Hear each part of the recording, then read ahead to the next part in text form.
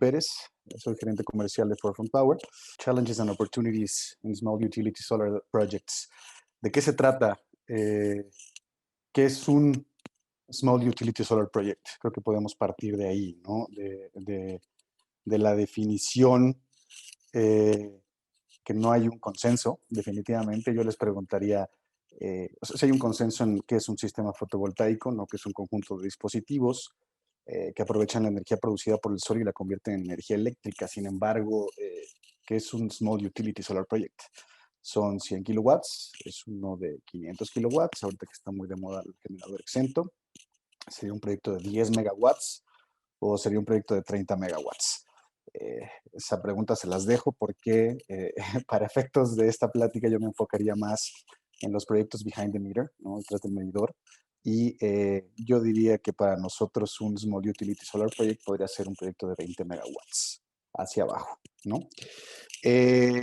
Aquí yo intenté hacer una definición muy general, tomando varias definiciones, ¿no?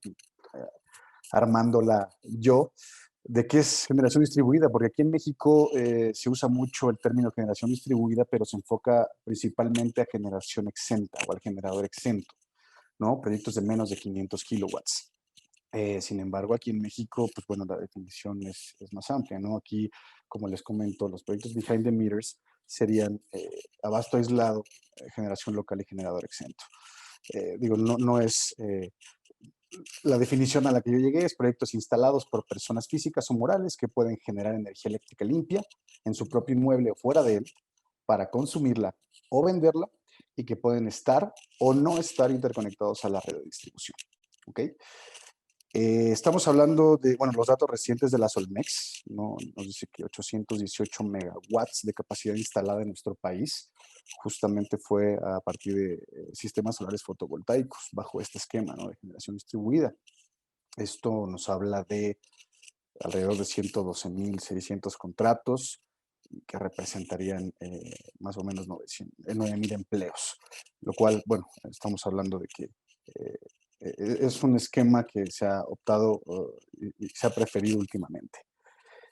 Voy a tocar los tres, sin embargo, no es el tema de la plática, pero sí quiero mencionarlos porque es importante señalar las diferencias.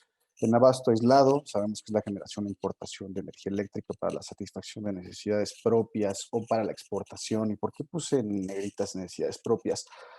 Bueno, porque sabemos que justamente esas necesidades propias se mencionan en el artículo 22 de la LIE y hubo la necesidad justamente de establecer el alcance del concepto de necesidades propias, ¿no?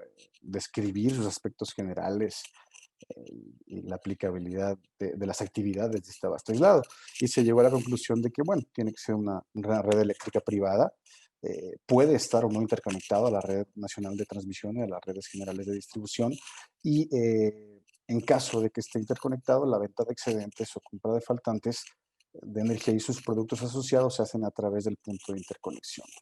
Ahí el tema de los nodos es importante. Y aquí, en cuestión del permiso de generación, el mismo usuario es el que es el dueño, ¿no? A diferencia de la generación local, que, bueno, la definición es prácticamente la misma, excepto en lugar de necesidades propias, es para satisfacción del consumo de uno o varios usuarios finales que pertenezcan o no al mismo grupo de interés económico o para su exportación. Aquí, a diferencia del abasto aislado, el usuario básico se tiene que convertir o tiene que migrar a usuario calificado y este trámite sabemos que se hace ante la Comisión Reguladora de Energía.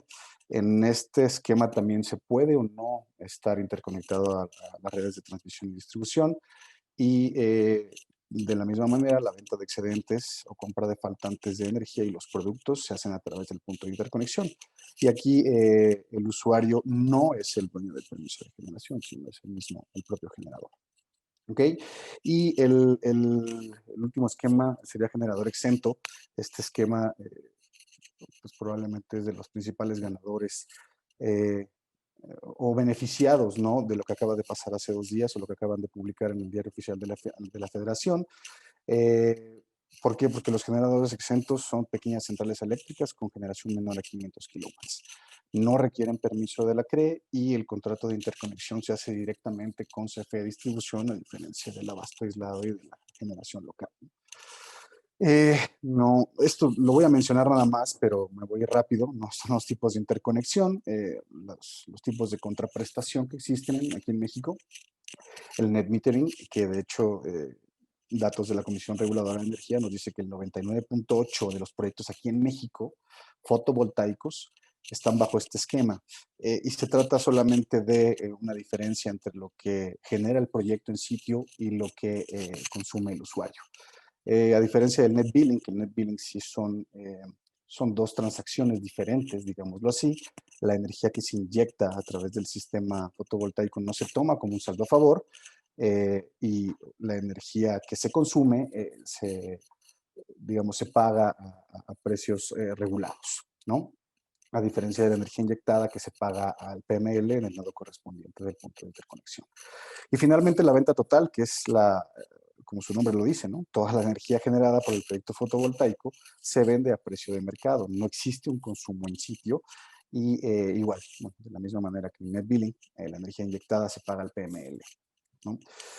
Eh, es importante comentar, o quiero establecer un preámbulo justamente porque no voy a entrar en detalles, simplemente quiero tocar este tema porque esto nos va a llevar justamente a los retos y oportunidades de los proyectos solares pequeños. La reforma a la LIE preocupa principalmente por algunas razones, ¿no? Solo las voy a mencionar. Existe un conflicto con al menos 4 grandes acuerdos internacionales, lo cual sí podría llegar a afectar la consolidación de México como el centro de manufactura de América del Norte dentro del Tratado de Libre Comercio, del TEMEC. Eh, También podría llegar a afectar las inversiones por el cambio en reglas, es decir, la incertidumbre. La incertidumbre creo que en los negocios nunca es buena. ¿Y qué es la inversión sino el principal instrumento para generar crecimiento y desarrollo en este país o en cualquier país? Entonces, eso puede llegar a acarrear pérdida de empleos y justamente el término de la inversión creo que es importante en transmisión y distribución, ¿no? Es un tema en el que estamos muy rezagados y en el que se tiene que poner un foco importante. Eh, También, bueno, impacto negativo sobre el medio ambiente. Estamos hablando de que lo que ya se ha hablado tanto, no se va a llegar a esos acuerdos de París, que sabemos que es producir al menos el 35% de la energía en México a través de fuentes renovables para el 2024. Una, eh, una, Algo que se deriva de esto puede ser también el posible incremento de enfermedades cardiorrespiratorias en la población, ya que sabemos que el derecho constitucional a un medio ambiente sano para su desarrollo y bienestar, pues bueno, ahí se dificulta un poco. Y terminaría, bueno, también el incremento en el costo de la generación de electricidad para la CFE, lo que llevaría a un aumento de precios a todos los usuarios y o a un mayor subsidio. Aquí es donde surge justamente una gran área de oportunidad para proyectos en sitio, ¿no? Ya sea abasto aislado y la generación exenta, apuntan para ser los principales beneficiados de las reformas a la LIE, porque los usuarios que actualmente se encuentran justamente en esquemas como el autoabasto, que son 349 contratos exactamente según datos de la CRE, eh, pues podrían migrar a alguno de estos dos esquemas o incluso hacer una migración ordenada hacia el mercado eléctrico mayorista. Y finalmente, dificulta o termina con la transición energética. El costo aproximado para el Estado se ha dicho que puede ser de entre 70 y 123 mil millones de pesos. Y aquí se enfoca principalmente en la generación de energía, cuando yo creo que el foco, el pie de donde más cojeamos el sistema eléctrico nacional es la transmisión y distribución. Y con esto termino el preámbulo y justamente entro de lleno a los retos. Eh, en cuestión de los retos, transmisión y distribución, no es una novedad. Esto es un tema que ha estado muy en boga desde hace muchos años. Según datos recientes de Moody's, tenemos que la CFE tiene 109.589 kilómetros de líneas de transmisión y una red de distribución de más de 850.549 kilómetros. Abastecen a 44 millones y medio de usuarios, que somos. Sin embargo, aquí el tema es que no ha habido una inversión considerable en esta red nacional de transmisión desde el año 2014. Eh, Aquí en nuestro país, desafortunadamente, la red nacional de transmisión es una limitante para desarrollar nuevas plantas de generación eléctrica en México. ¿Por qué? Porque el hecho de que muchas veces los inversionistas tienen que asumir costos bastante importantes para reforzar la infraestructura, justamente porque no hay forma de evacuar la energía. Entonces, muchas veces ya el proyecto no se vuelve rentable y se vuelve poco atractivo, por lo tanto no deciden irse por ese camino. La implementación del código de red también aquí es muy importante. El código de red yo creo que debería aliviar el impacto económico justamente de las interrupciones y de los problemas con la red, debido a que existirían mejores equipos eléctricos en las instalaciones de nuestros, bueno, de las empresas, justamente para proteger esa producción, las herramientas y la maquinaria, ¿no? Aquí es importante que y yo lo digo porque tenemos varios clientes en Forefront Power que no le han puesto mucha atención a este punto. Yo los invitaría a que sí hagan su plan de trabajo, ¿no? Presenten su plan de trabajo. ¿Por qué? Porque no esperemos a que las consecuencias vengan, que no pueden ser solamente multas económicas, sino en el peor de los casos, pues puede haber consecuencias penales. Asociaciones público-privadas también es un reto. ¿Por qué? Porque en otros países han resultado exitosas para efectuar inversiones en materia de transmisión, justamente. Sin embargo, aquí es muy importante, lo recalco, para hacer esto y que las asociaciones público-privadas prosperen, deben existir reglas muy claras en el mercado, lo cual evidentemente ahorita no está pasando. Eh, Hay una incertidumbre jurídica, nuevas reformas a la ley, cambio en el marco jurídico, lo cual hace que esto se desestabilice un poco. Otro gran reto, y sobre todo para el abasto aislado y la generación local, es la tramitología más expedita. Es decir, el tema de la interconexión son trámites bastante largos, en realidad, que hacen o dificultan un poco más la negociación o la entrada en la operación de estos proyectos. Eh, en ocasiones muchos procesos en tiempo y costo, justamente eh, para las grandes utilities y para las small utilities llegan a ser el mismo. Entonces, esto creo que se tiene que regular un poco. También, justamente otra cosa que a raíz de que se publicó hace 2 días en el Diario Oficial de la Federación, se menciona la interconexión, bueno, lo que era antes la interconexión de acceso abierto ya no lo es, ya se menciona solamente si es técnicamente factible. Creo que deberíamos eh, aclarar bien este punto para que no se presta a las interpretaciones justamente, ¿no? Como lo vimos en su momento en el abasto aislado con necesidades propias. Creo que si es técnicamente factible, hay que definirlo ampliamente. ¿Por qué? Porque técnicamente factible, ¿para quién? ¿Para qué? Hay muchos puntos aquí a destacar. Hablando ya de proyectos en sitio como tal, digo, el reto siempre de las empresas como nosotros, como Forefront Power, que ofrecen este tipo de proyectos, es las condiciones propias en las instalaciones del consumidor. Es decir, o a veces hay equipos eléctricos muy antiguos, descuidados, saturados incluso, o la falta de espacio en techos o a nivel del suelo, o techumbres no aptas, ¿no? Que no soportan las estructuras de los paneles. De ahí es donde las empresas tienen que idearse eh, nuevas formas de ofrecer este tipo de proyectos.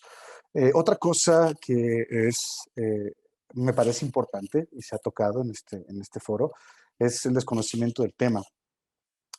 Los consumidores desinformados tal vez piensan o muchas veces piensan que adquirir un proyecto fotovoltaico es muy complicado, cuando hoy por hoy empresas como Forefront Power justamente tienen diversos esquemas de financiamiento que pueden facilitar la accesibilidad de tener un proyecto en sitio, ¿no? Y desinformación constante, ruido mediático, datos falsos en contra de las energías renovables que simplemente desinforman a los usuarios y puede llegar a ahuyentar inversiones locales y extranjeras. Sin embargo, bueno, hablando de retos, me quiero enfocar en las oportunidades, obviamente. No todo es malo, eh, no todo es negativo. Obviamente la reforma, la LIE, juega una dualidad en este caso, es decir, es un gran reto para muchos esquemas. Sin embargo, aquí, como ya lo comenté, el abasto aislado, la generación exenta se pueden ver muy beneficiados, ya que precisamente cada vez más consumidores optarán por proyectos fotovoltaicos en sitio. el potencial de migración de los clientes que se encuentran en el esquema de autobasto. Ya comenté que son 349 según los datos de la CRE, y bueno, eso o optan por proyectos fotovoltaicos en sitio o simplemente una migración ordenada al mercado eléctrico mayorista. Otra oportunidad es la gran victoria que se acaba de tener hace aproximadamente un mes, un poco más de un mes, con esta eliminación de los aranceles a los componentes fotovoltaicos debido a una reclasificación que hubo en los paneles solares y se tomen como células fotovoltaicas ensambladas y no como un generador eléctrico. Esto implicó una reducción del arancel de 15%, y evidentemente esto hace que las empresas también puedan ofrecer precios más competitivos a los consumidores. Eh, de la misma forma, la reducción de costos en tecnología de fotovoltaicos. Hemos visto desde hace 10 años para acá una reducción muy importante en estos componentes, lo que hace que la tecnología solar definitivamente cada vez sea más competitiva.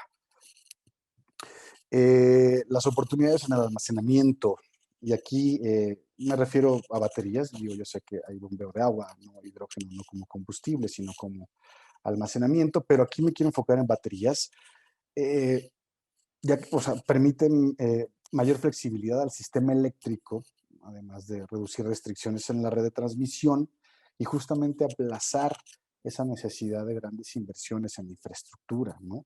Eh, eh, es una pieza central desde mi punto de vista para la transición energética mundial, porque es capaz de brindar servicios a lo largo de toda la cadena de valor del sistema eléctrico, ¿no? El almacenamiento también facilita la descarbonización del sector eléctrico, lo cual es un punto importante, y al permitir integrar altos volúmenes de energía solar y eólica, lo cual resulta clave para combatir el cambio climático, lo que hemos visto con los acuerdos de París.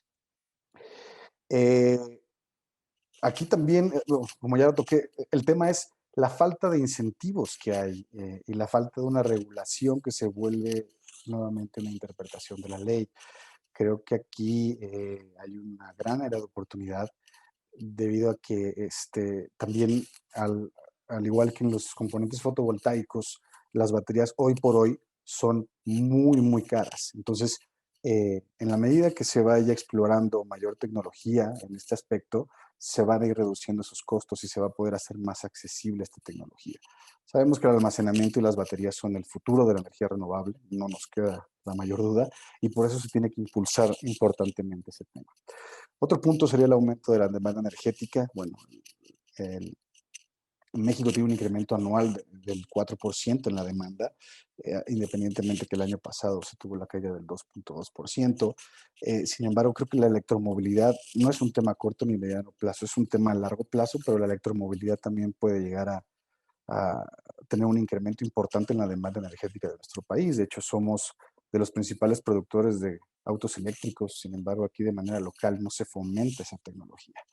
Hay una gran área de oportunidad ahí. Y bueno, la tendencia creciente hacia las energías renovables. Los mismos clientes se acercan ya con nosotros a solicitar energías renovables. ¿Por qué? Porque el simple hecho de la obligatoriedad de la ley, ¿no? Sí, pero también ya hay una mayor concientización por parte de la población y los usuarios están buscando una menor huella de carbono.